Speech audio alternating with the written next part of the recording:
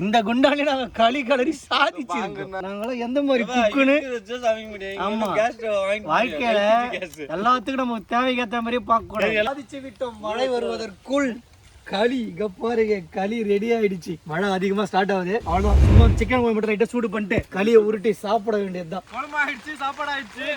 சரியான ஜோர் மழை பெய்யுது, சரியான மழை பூச்சிச்சு. இந்த மழையில தான் இப்ப நம்ம சாப்பிட போறோம். களியும் நல்ல கிரேவி, சிக்கன் கிரேவி சாப்பிட போறோம். ஆனா டென்ட் உள்ள தான் சாப்பிட போறோம். வாங்க சாப்பிடலாம்.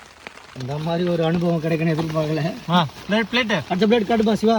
இந்த மழையில டென்ட் உள்ள களியை கிண்டி உருட்டி மாஸ்டர் வேற லெவல் பண்ணிட்டாருப்பா.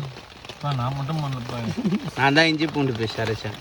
அப்புறம் இது பாருங்க, களியும் சிக்கன் கிரேவியும் சாப்பிடலாம். ஏன் வேணா, செம்மையாக இருக்குது டேஸ்ட்டு. என்னென்னா எண்ணெய் மட்டும் நம்ம நிறைய ஊற்றிட்டு இருக்கேன். ஆனால் களி சூடாகவும் அந்த கிரேவிக்கும் சூப்பராக இருக்குங்க. அதுவும் இந்த மாதிரி இடத்துல சாப்பிட்றதுக்கு